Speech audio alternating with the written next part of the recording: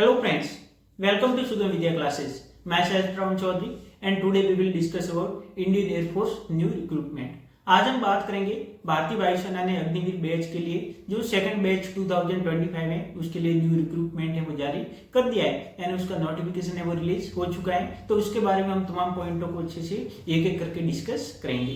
यानी आपका फॉर्म है वो कब से स्टार्ट हो रहा है, आप इसके लिए किस प्रकार से अप्लाई कर सकते हैं, कौन सी वेबसाइट से आप इसके लिए अप्लाई करेंगे और आपको इम्पोर्टेंट इसकी एजुकेशन क्वालिफिकेशन क्या है, मेरिटल स्टेटस इसके अंदर क्या रहेगा, फिजिकल और मेडिकल, यहाँ पर तमाम जितने भी आपके डाउट है वो सबके सब इसके अंदर हम क्लियर करने की पूरी कोशिश करेंगे। तो चलिए एक एक करके मैं आपके साथ में पूरा इसका नोटिफिकेशन लेके आया हूं ताकि आपके साथ में कोई भी एक भी डाउट है वो ना छूटे। तो चलिए भारतीय वायुसेना ने जो कि जिसे हम इंडियन एयरफोर्स बोलते हैं उसका जो नोटिफिकेशन है वो रिलीज हो चुका है और जो आपके ऑनलाइन रजिस्ट्रेशन है वो कब से स्टार्ट होंगे, 8 जुलाई से आपके ऑनलाइन रजिस्ट्रेशन है, यानी आपके ऑनलाइन फॉर्म है वो 8 जुलाई से स्टार्ट हो जाएंगे और कब तक चलेंगे 28 जुलाई तक, यानी टोटल आपके पास में 20 दिन का टाइम है, यानी 8 जुलाई से लगा करके 28 जुलाई तक आपका ये ऑनलाइन फॉर्म है वो चलेंगे। यानी तब तक आप इसके लिए कंप्यूटर पे कोई भी जाकर के आप वहां पर जो कंप्यूटर कैफे हैं वहां जाकर के आप फॉर्म को सीधा अप्लाई कर सकते हैं। ऑनलाइन रजिस्ट्रेशन डेट्स हैं अभी मैंने आपको बता दी 8 जुलाई टू 28 जुलाई 2024। तो ये आपको डेट को याद रखनी है और आपको ऐसा नहीं करना है कि जैसे कि बस जो लास्ट वाली डेट है तब जाकर के आप सीधा वहां अप्लाई करें, क्योंकि इसके अंदर डिफेंस के जो भी जैसे इंडियन एयरफोर्स है, नेवी या फिर आर्मी इसकी वेबसाइट है वो काफी ज्यादा यहाँ पर व्यस्त रहती है। तो आपको बिना लास्ट डेट का इंतजार किए हुए जैसे ही आपके 8 तारीख से स्टार्ट हो रहे हैं तो आपको 9 या 10 तारीख को जाकर के सीधा अप्लाई फॉर्म को कर देना है। ऑनलाइन एग्जाम आपका होगा, यानी आपका एग्जाम का मोड कैसा होगा, ऑनलाइन होगा, यानी आपका सीधा कंप्यूटर बेस पे आपका वहां पर एग्जाम होगा, आपके सामने स्क्रीन पे पेपर आएगा और आपको वहां पर जो पेपर है वो अटेंड करना होगा। और जो ऑनलाइन एग्जाम होगा वो कब होगा, 18 अक्टूबर को, यानी 18 अक्टूबर को आपका एग्जाम हो जाएगा, यानी इसी साल में 18 अक्टूबर 2024 को आपका सीधा ऑनलाइन एग्जाम है वो कंडक्ट करवा दिया जाएगा। तो आपके पास में बिल्कुल कम ही टाइम है, अब ये जून महीना चल रहा है, जुलाई, अगस्त, सितंबर और अक्टूबर, यानी आपके पास में केवल और केवल 4 महीने ही हैं। तो अभी से आप अपनी तैयारी में कंटिन्यू कर सकते हैं।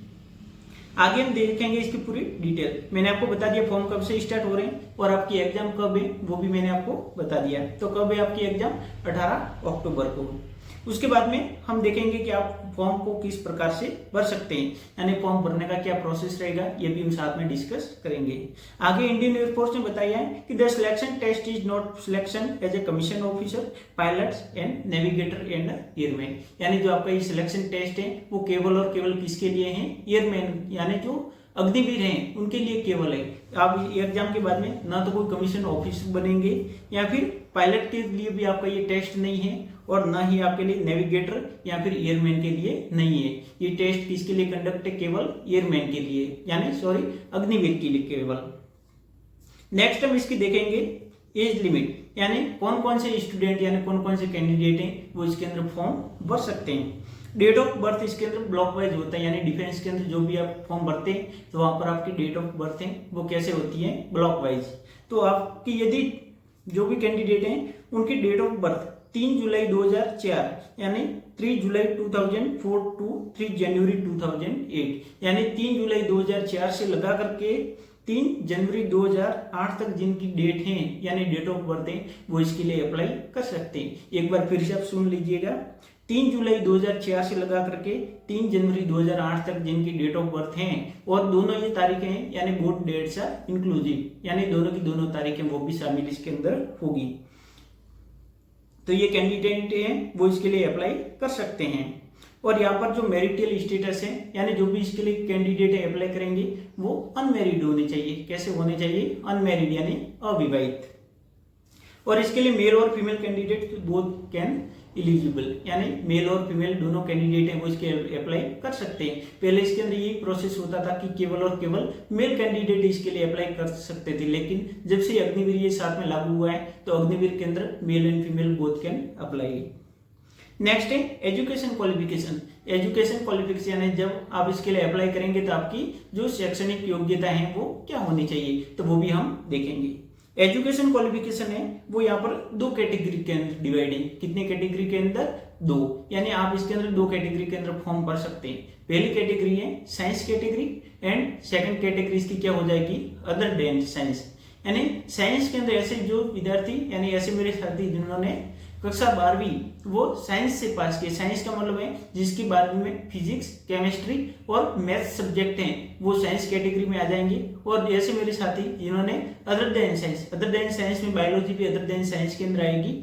और जैसे आपने आर्ट्स से किए, कॉमर्स से किए या फिर कंप्यूटर साइंस वगैरह से किए तो आप इसके लिए आ जाएंगे अदर देन साइंस कैटेगरी के अंदर आ जाएंगे।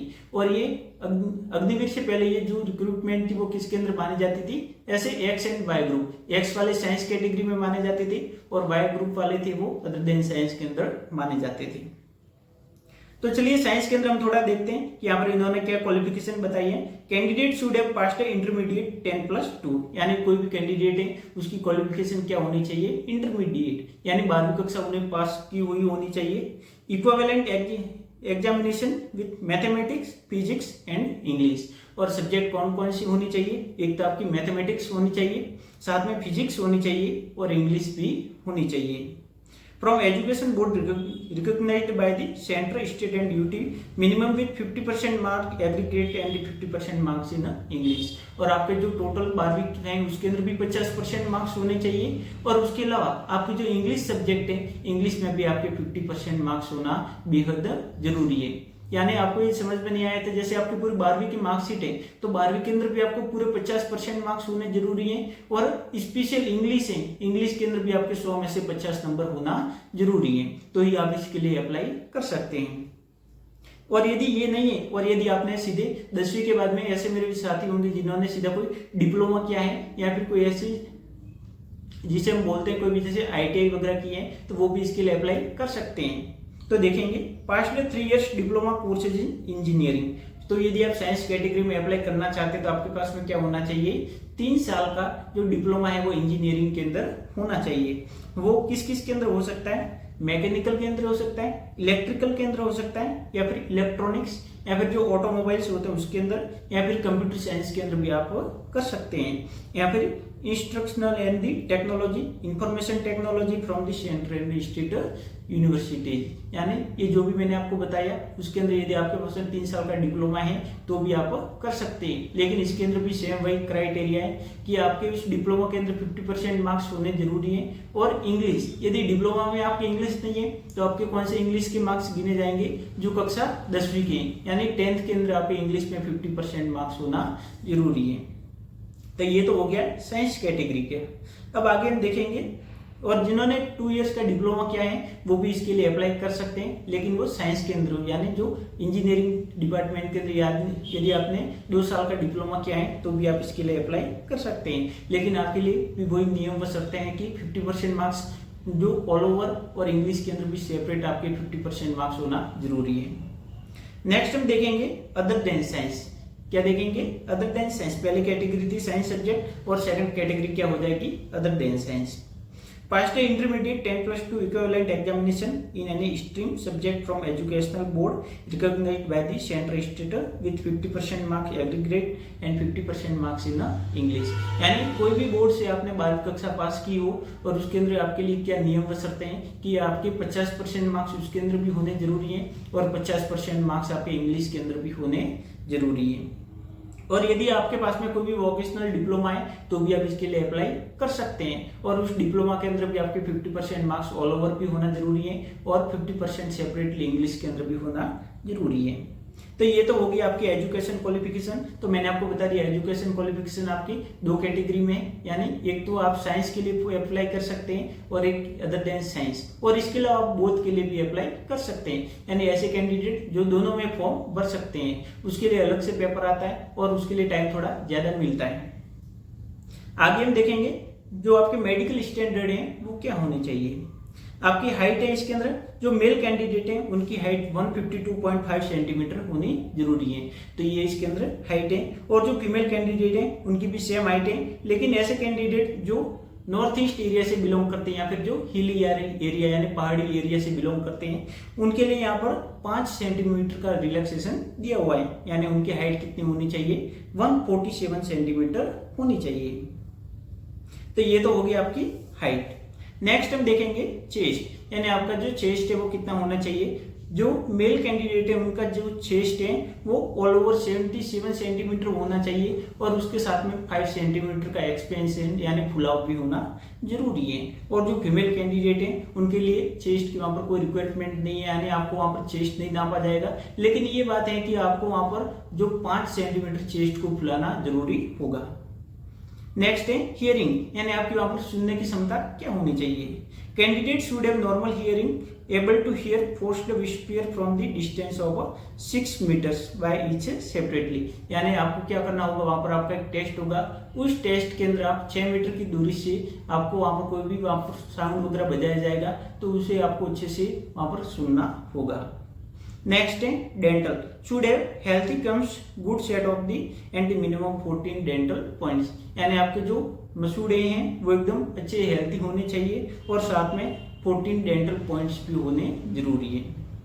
नेक्स्ट है विजुअल स्टैंडर्ड, यानी आपको देखने की क्षमता आपकी क्या होनी चाहिए, वो भी यहाँ पर दी हुई है। 6/12 आई करेक्टेबल टू 6/6 ईच, यानी आपकी 6/12 यहाँ पर होनी चाहिए और यदि आप करेक्ट करवाते हैं तो आपको 6/6 की होनी चाहिए।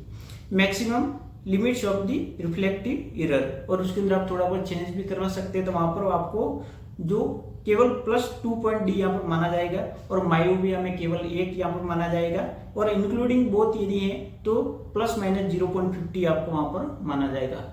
और कलर विजन आपके पास में यहाँ पर नहीं होना चाहिए। ऐसे कोई भी कैंडिडेट होते हैं जो कोई भी कलरिंग में वहां पर कोई भी वहां पर लाइट अलग अलग दी हुई होती है या फिर कोई भी डायग्राम वगैरह होते हैं वो कलरिंग में दिए हुए होते हैं तो वो उसे नहीं देख पाते हैं। तो आपके पास में जो कलर विजन का कोई भी ऑब्जेक्शन नहीं होना चाहिए। आपका एग्जाम मोड के बारे में, यानी मैंने आपको पहले ही बता दिया कि आपका एग्जाम है वो कैसे होगा, ऑनलाइन होगा और उसके अंदर आपको पेपर आगे वहां पर कंप्यूटर स्क्रीन पे आएगा जिसे आपको अटेंड करना होगा और आपको वहां पर जो भी टाइम है वहां पर दिया हुआ वो मिलेगा। तो जो मैं यहाँ पर आपको बता देता हूँ कि जो साइंस सब्जेक्ट के स्टूडेंट हैं उनके लिए जो पेपर का ड्यूरेशन होगा वो 60 मिनट का होगा। यानी आपको वहां पर टोटल कितने मिनट मिलेंगे, 60 मिनट मिलेंगे और उसके अंदर आपके फिजिक्स, मैथ्स एंड इंग्लिश वहां पर साथ में आएगी और आपके जो टोटल क्वेश्चन है वो भी वहां पर साथ में दिए हुए होंगे। और जो अदर देन साइंस के स्टूडेंट है उनके लिए वहां पर जो टोटल टाइम मिलेगा वो 45 मिनट्स यानी 45 मिनट टाइम मिलेगा और आपको वहां पर जो 50 प्रश्न है वो वहां पर दिए हुए होंगे। उसके अंदर भी आपके 2 पार्ट के अंदर पेपर होगा। पहला पार्ट होगा वो इंग्लिश का होगा। इंग्लिश के अंदर आपको जो 20 क्वेश्चंस होंगे और उसके लिए आपको 20 मिनट्स मिलेंगे। और जो सेकंड पार्ट होगा वो आपके रागा का होगा। रागा का मतलब होता है इसके अंदर जो रीजनिंग आ जाएगी, जीके आ जाएगी एंड मैथमेटिक्स और साथ में आपके जो अलग से जो सब्जेक्ट हैं वो भी आ जाएगी। नेक्स्ट है science and other than science, यानी जो मैंने आपको बताया कि आपके पेपर कितने पार्ट में होंगे, 3। पहला साइंस वाले जो स्टूडेंट होंगे उनके लिए अलग से आएगा, फिर है अदर देन साइंस और फिर है बोध। यानी ऐसे साथी जिन्होंने बोध के अंदर फॉर्म भरा, जो साइंस भी जिनकी सब्जेक्ट साइंस सब्जेक्ट थी और जो साइंस और अदर देन साइंस के लिए फॉर्म दोनों के लिए अप्लाई किया था, तो उनके लिए टाइम थोड़ा वहां पर एक्स्ट्रा दिया जाएगा।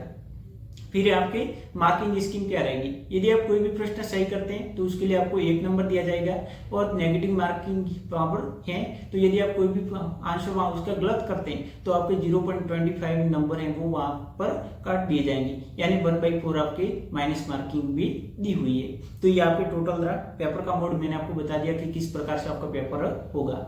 अब हम जानेंगे कि आप फॉर्म को किस प्रकार से अप्लाई कर सकते हैं। तो आपको फॉर्म को अप्लाई करने के लिए आप खुद भी फॉर्म इसके लिए भर सकते हैं, इसके और आप कंप्यूटर कैफे पर भी जाकर के फॉर्म को अप्लाई कर सकते हैं। वहां जाकर के आपको क्या करना होगा, गूगल पे जाकर के CASB की वेबसाइट वहां पर आपको खोलनी होगी। कौन सी वेबसाइट है, CASB, जो कि वेबसाइट होगी इसकी लिंक हम डिस्क्रिप्शन में भी वहां पर दे देंगे वहां पर। तो वहां जाकर के भी क्लिक करके आप सीधा फॉर्म को अप्लाई कर सकते हैं।